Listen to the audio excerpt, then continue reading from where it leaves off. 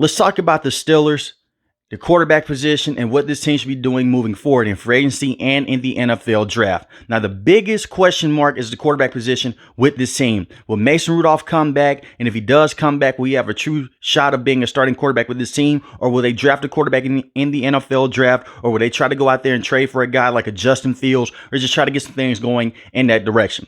But before we get into that, we have to talk about Kenny Pickett first.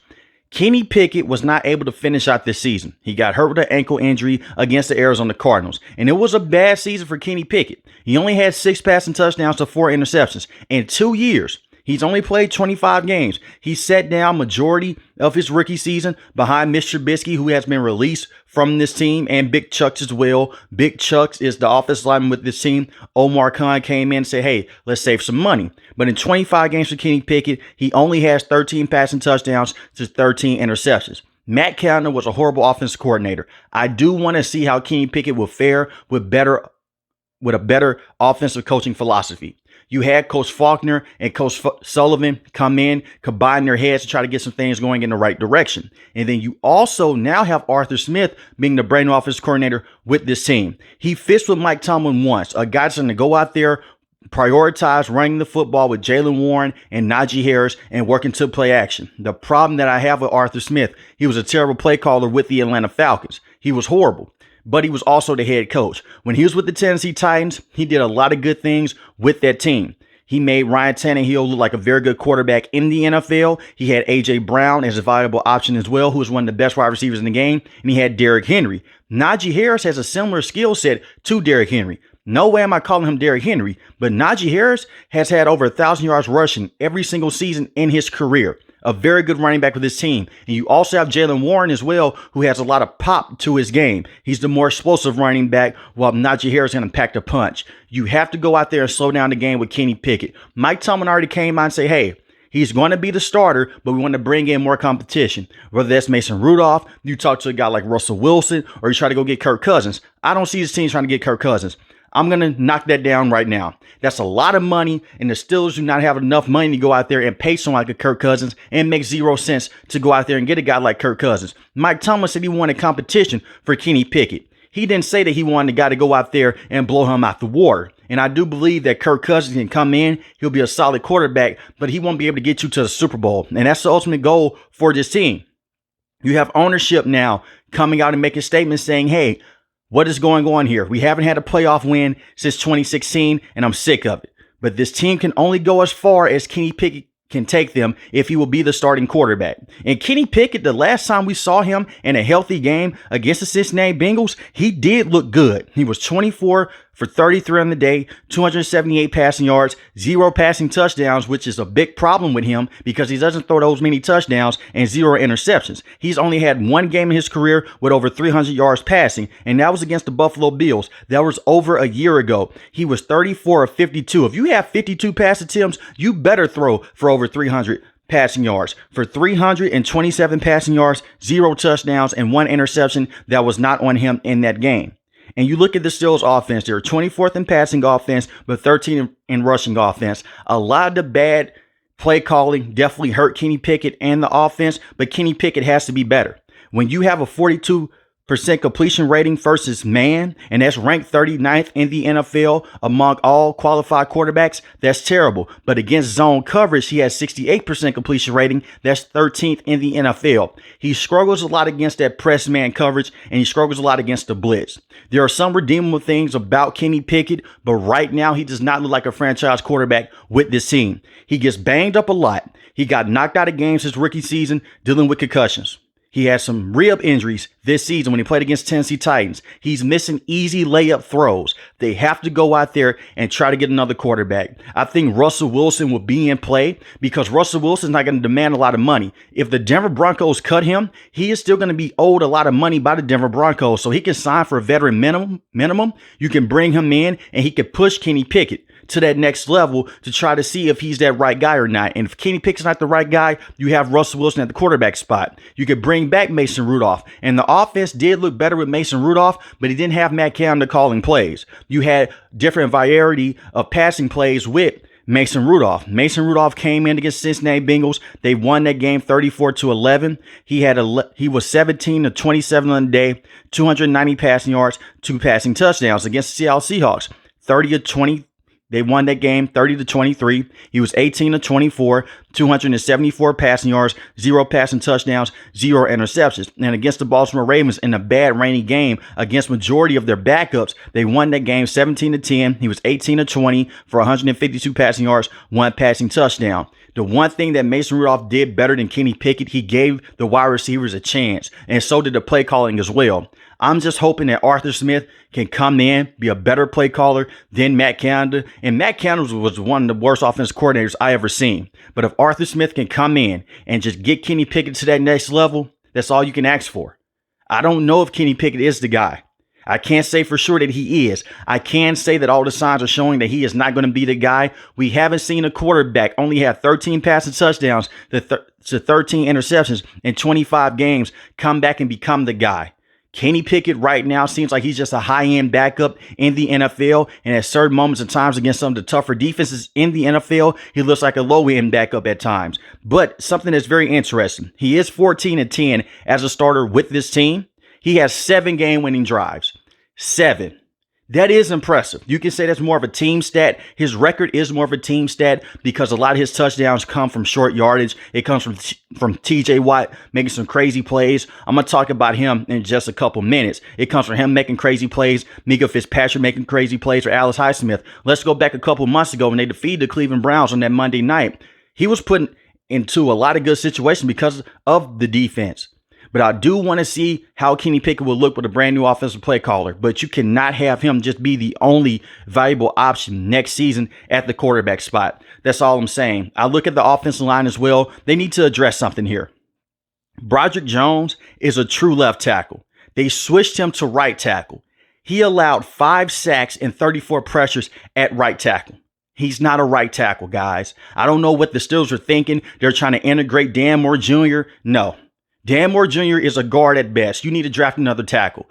Put Broderick Jones back at left tackle, and he didn't even play the entire season. He came in at the halfway point because they wanted to run the football better, and they did. He's a developmental player from Georgia. He didn't have those many snaps in Georgia, but he did look good. This kid can be a true franchise tackle. Go out there, draft another tackle, slide Dan Moore Jr. on the inside. You don't want to slide Dan Moore Jr. on the inside?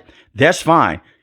Just leave him as a backup. But right now, Broderick Jones has to be a left tackle for this team. I like Isaac at the left guard position. He did not look the same this season as how he looked with the Philadelphia Eagles, but he did have some good moments here and there. Mason Cole, I'm not the biggest fan of. He has a couple of snaps that make you shake your head and say, hey, that's a starting center. In other games, you look at him and say, why is he on the field? You need to get another center as well.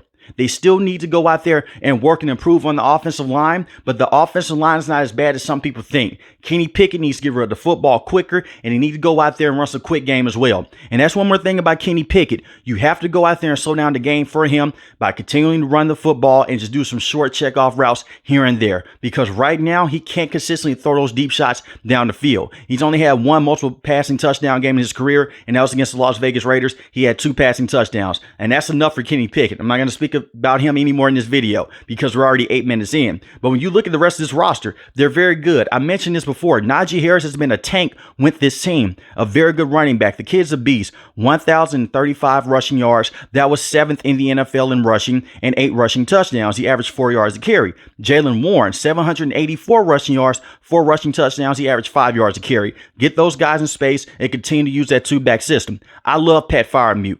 They're going to have to find a way to get him the football more. The last time that he was a valuable option in this offense is when Big Ben was here. This kid is talented. He can run up the seams. He can run some very smooth routes. Just get him involved. And that's one thing that Arthur Smith has done in the past with Jonnu Smith. He was able to get certain tight ends involved. Please get this kid involved. He's a very good blocker, and he's very good with catching the football as well. And you also have Darnell Washington as well with this team. Your true number 1 wide receiver is George Pickens. George Pickens is phenomenal.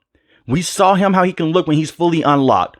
1,140 receiving yards in the season, 5 receiving touchdowns. And you have Deontay Johnson as well, who's a solid wide receiver with this team. 717 receiving yards, 5 receiving touchdowns. And you also have Calvin Austin III as well, who's a very good speedster with this team. You have the pieces in play. It comes down to the coaching and the quarterback play. But I don't see this team going out there and trading for Justin Fields, even though that would be a great pickup with this team. It depends on what the Chicago Bears do, but they should definitely go out there, try to talk to Chicago and try to talk to the Denver Broncos as well. We'll talk to Russell Wilson after the Denver Broncos cut him to bring in a valuable option. And if they can't go into free agency and get a guy, look at a guy like a Michael Penix. Maybe that's a guy that they can target in the second round. I know a lot of people have a first round grade on him. I don't. I think Michael Penix's injury history hurts him a lot. If you can get him in the second round, that's a very good pickup for the Steelers. And that could be a guy that you look at and say, hey, this could be our number one option. You look at a guy like Bo Nix, not the biggest fan of Bo Nix. You can go that direction as well. But Michael Penix is a guy that you can look at with this team. Doesn't have that mobility that Mike Tomlin's looking for. But at this point, you're just looking for a very good quarterback. Now, let's talk about the defense. They did re-sign Coach Austin to a 2-year contract. Mike Tomlin hasn't gotten that extension just yet with this team. The thing is with Coach Austin, Alex Highsmith had more pressures this season. The sack numbers were down. Why is he in coverage as much? He had 14.5 sacks last season. Put his hand in the dirt and let him go back there and hit the quarterback more.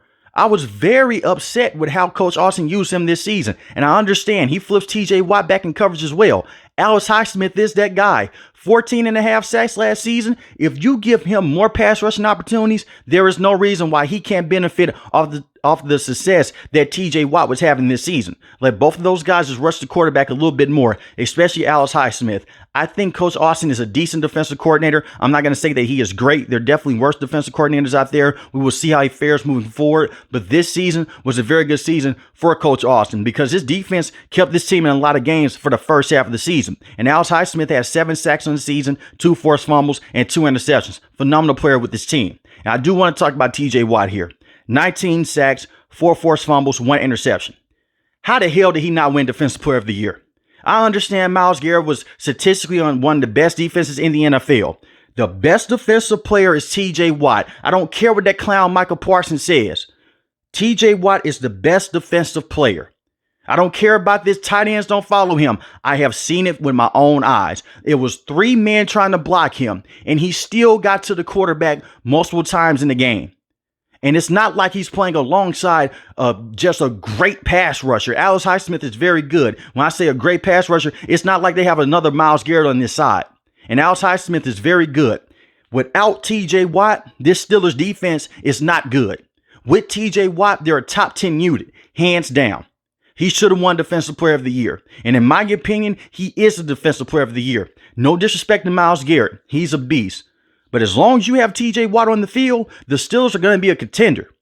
In terms of going out there and winning a game. I'm not saying go out there and win the Super Bowl. But in terms of beating some of the best teams in the NFL, they're going to always have a shot because of TJ Watt and what he's able to offer on that defensive side of the ball.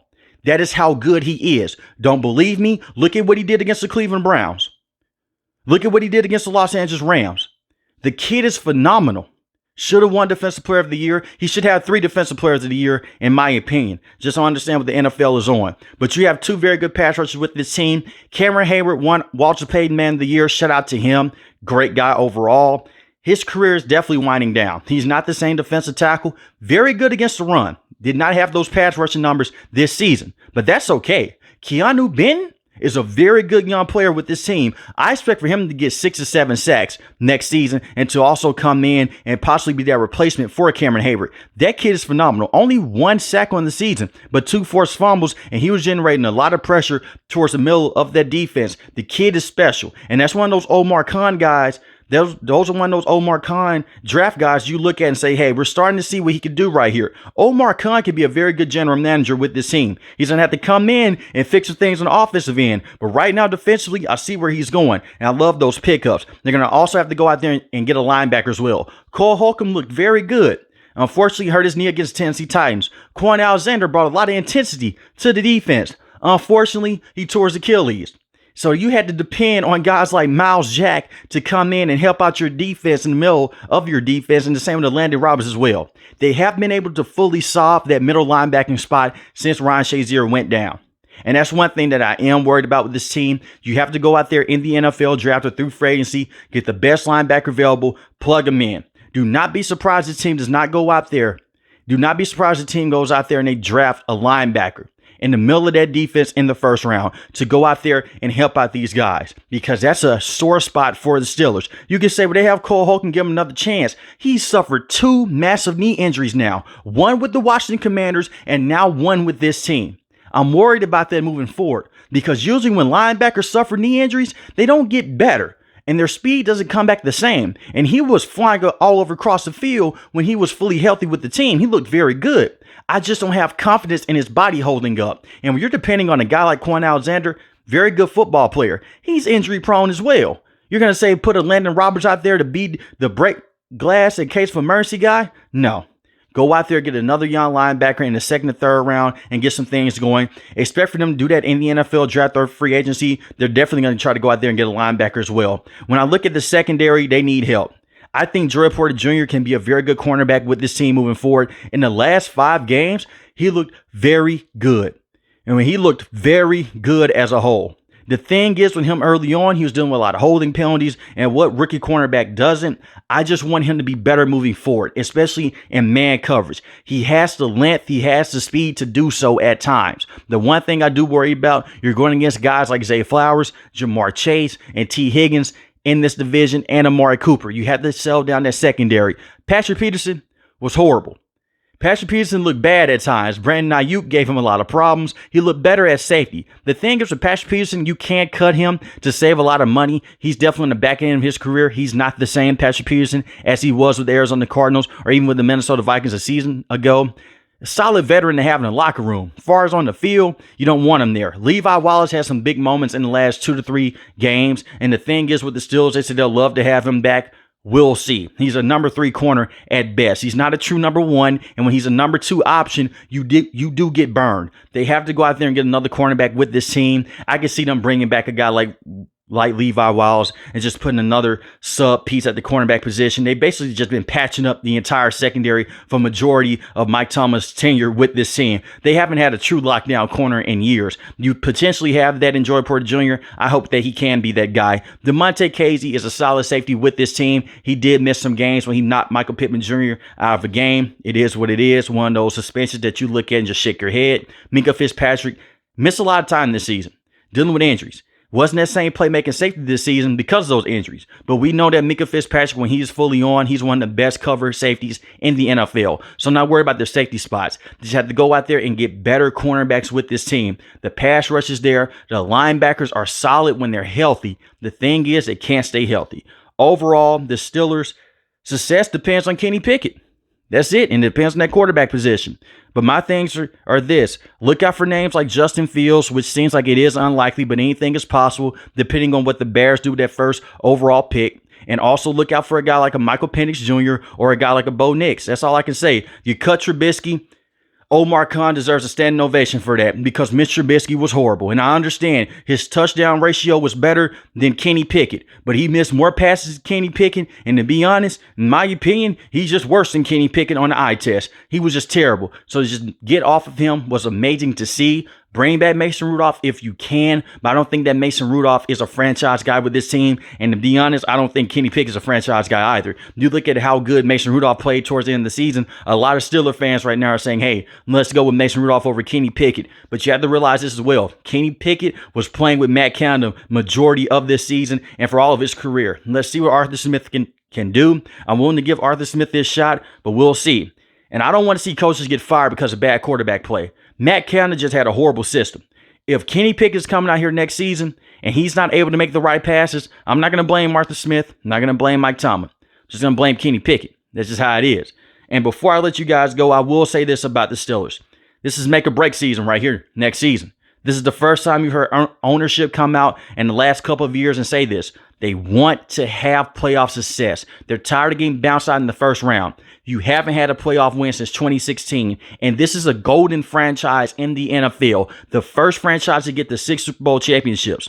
And Mike Tomlin is 3-9 in his last 12 playoff games, 8-10 in the playoffs in general. You have to coach better in the NFL playoffs. I understand he's never had a losing season. No one's trying to hear that if you're a Steeler fan. They don't care about that. And that's one thing as well. The reason why they're in this Kenny Pickett spot is because they were not bad enough to have a top 5 draft pick. But they also weren't good enough to go and make a realistic shot to go get the Super Bowl. They're stuck in between right now. Tomlin has had horrible coordinator after horrible coordinator with this team. Randy Fichtner was terrible.